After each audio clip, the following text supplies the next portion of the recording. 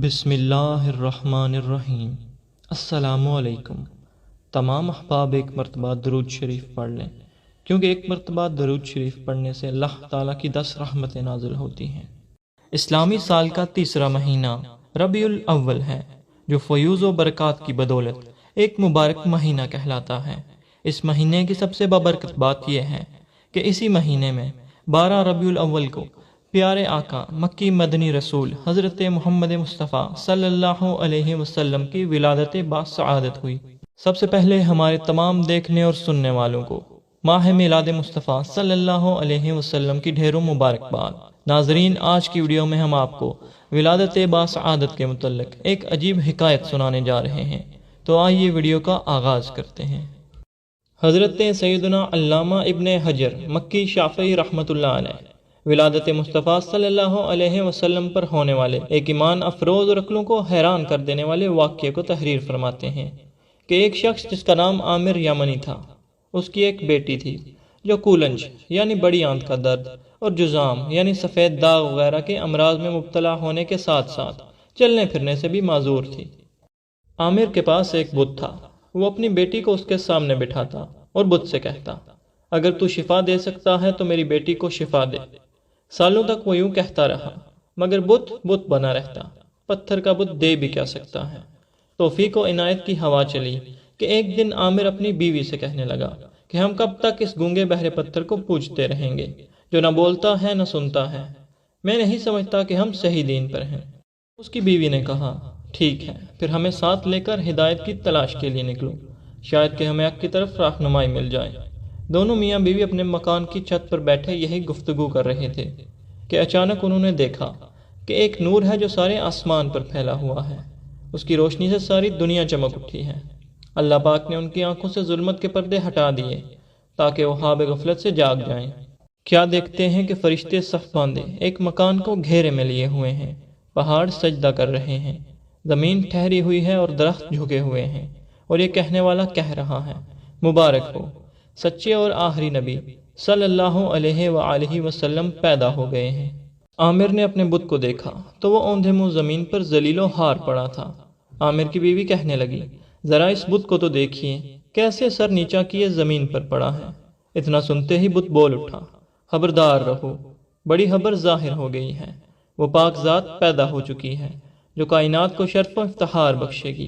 آگاہ رہو، وہ آخری نبی صلی اللہ علیہ وسلم جن کی آمد کا ہر ایک کو انتظار تھا، جن سے شجر و حجر باتیں کریں گے، وہ کہ جن کے اشارے سے چاند 2 ٹکڑے ہوگا، وہ ظاہر ہو چکے ہیں۔ یہ سن کر عامر نے اپنی بیوی سے کہا، تو سن رہی ہے کہ یہ پتھر کیا کہہ رہا ہے؟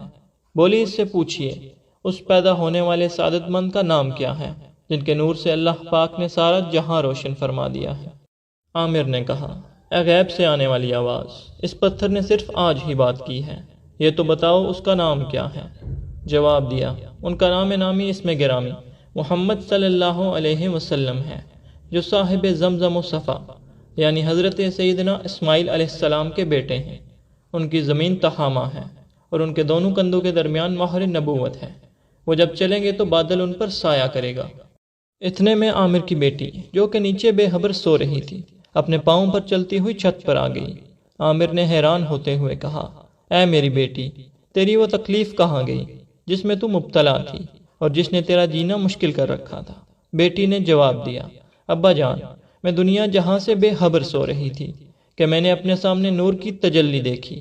میرے سامنے ایک بزرگ تشریف لائے۔ میں نے پوچھا، یہ نور کیسا ہے جو میں دیکھ رہی ہوں، اور یہ کون بزرگ ہیں جن کے مبارک دانتوں کے نور نے مجھ پر سایہ کیا ہوا ہے؟ جواب آیا، یہ عدنان کے بیٹے کا نور ہے۔ حضرت عدنان رسول پاک صلی اللہ علیہ وسلم کے باپ دادوں میں سے ایک بزرگ ہیں۔ ان کا نام نامی اسم گرامی احمد و محمد ہے۔ فرما برداروں پر رحم اور ہتکاروں سے درگزر فرمائیں گے۔ میں نے پوچھا، ان کا دین کیا ہے؟ جواب دیا، وہ دین حنیف یعنی سچے دین پر ہیں۔ میں نے پوچھا، وہ کس کی عبادت کرتے ہیں؟ جواب ملا، اللہ وحدہ لا شریک کی، یعنی اس اللہ پاک کی جو ایک ہے اور اس کا کوئی شریک نہیں۔ میں نے پوچھا، آپ کون ہیں؟ تو جواب ملا، میں ان فرشتوں میں سے ایک فرشتہ ہوں جسے نور محمدی کے اٹھانے کا شرف بخشا گیا ہے۔ میں نے عرض کی کہ آپ میری اس تکلیف کو نہیں دیکھتے؟ فرشتے نے کہا، ہاں، تم نبی احمد صلی اللہ علیہ وسلم کے وسیلے سے دعا کرو، اللہ پاک نے فرمایا ہے، میں نے محبوب کی ذات میں اپنا راز و دلیل رکھی ہے، جو کوئی مجھ سے میرے محبوب کے وسیلے سے دعا کرے گا اس کی مشکل کو حل کر دوں گا، اور جنہوں نے میری نافرمانی کی ہے ان کے بارے میں قیامت کے دن اپنے حبیب صلی اللہ علیہ وسلم کو شفیع بناؤں گا۔ وہ بچی کہہ رہی ہے کہ یہ سنتے ہی میں نے اپنے دونوں ہاتھ پھیلا دیے اور سچے دل سے اللہ پاک سے دعا کی، اور پھر اپنے ہاتھوں کو چہرے اور پورے جسم پر پھیرا۔ جب نیند سے اٹھی تو ایسی تھی جیسے اب آپ مجھے دیکھ رہے ہیں۔ یہ سن کر عامر یمنی نے اپنی بیوی سے کہا، بے شک ہم نے اس مبارک ہستی کی عجیب و غریب نشانیاں دیکھی ہیں، میں ان کی محبت اور دیدار کے شوق میں جنگلوں اور دشوار گزار وادیوں کو طے کروں گا۔ چنانچہ عامر یمنی اور اس کے تمام گھر والے نور والے آقا صلی اللہ علیہ وسلم کی تلاش میں اٹھ کھڑے ہوئے اور مکہ مکرمہ کے سفر کا ارادہ کیا۔ سرزمین مکہ میں داخل ہو کر بی بی آمنہ رضی اللہ عنہا کے مکان علی شان کا پتہ پوچھ کر دروازے پر دستک دی۔ بی بی آمنہ خاتون رضی اللہ تعالی عنہا نے آنے کا مقصد پوچھا۔ انہوں نے عرض کی، ہمیں اپنے لخت جگر نور نظر کا نور برسانے والا چہرہ دکھا دیجئے، جس نے اپنی چمک دمک سے ساری دنیا کو چمکا دیا ہے، جن کے طفیل اللہ کریم نے کائنات کو روشن فرما دیا ہے۔ حضرت بی بی آمنہ رضی اللہ تعالی عنہا نے فرمایا، میں ابھی اپنا نور نظر تمہیں نہیں دکھاؤں گی، کیونکہ مجھے یہودیوں کا ڈر ہے، کہیں وہ ان کو نقصان نہ پہنچائیں، اور میں نہیں جانتی کہ تم لوگ کون ہو اور کہاں سے آئے ہو۔ عامر اور اس کے گھر والوں نے کہا، ہم نے تو اسی آخری نبی صلی اللہ علیہ وسلم کی محبت میں اپنے وطن اور اپنے دین کو چھوڑا ہے کہ اس نور والے سرکار صلی اللہ علیہ وسلم کے دیدار سے اپنی آنکھوں کو روشن کریں، جن کے دربار میں حاضر ہونے والا کبھی ناکام و نامراد نہیں لوٹے گا۔ یہ سن کر بی بی آمنہ رضی اللہ عنہا نے فرمایا، اچھا اگر تمہارا میرے پیارے بیٹے کے دیدار کے بغیر گزارا نہیں تو جلدی نہ کرو، کچھ دیر ٹھہرو۔ یہ فرما کر اپنے مکان عرش نشاں میں تشریف لے گئیں۔ تھوڑی ہی دیر میں ارشاد فرمایا، اندر آ جاؤ۔ اجازت ملتے ہی وہ اس مبارک کمرے میں داخل ہوئے جس میں وہ دو جہاں کے تاجدار حضرت محمد مصطفیٰ صلی اللہ علیہ وسلم آرام فرما تھے۔ وہاں کے انوار و تجلیات میں ایسے گم ہو گئے کہ دنیا اور دنیا میں جو کچھ ہے اس سے بے خبر ہو گئے۔ بے ساختہ اللہ پاک کا ذکر کرنے لگے۔ جیسے ہی چہرہ پر انوار سے پردہ اٹھا تو دیدار کرتے ہی یکدم ان کی چیخیں نکل گئیں، اتنا روئے کہ ہچکیاں بن گئیں، قریب تھا کہ ان کی روح ان کے جسم سے نکل جاتی۔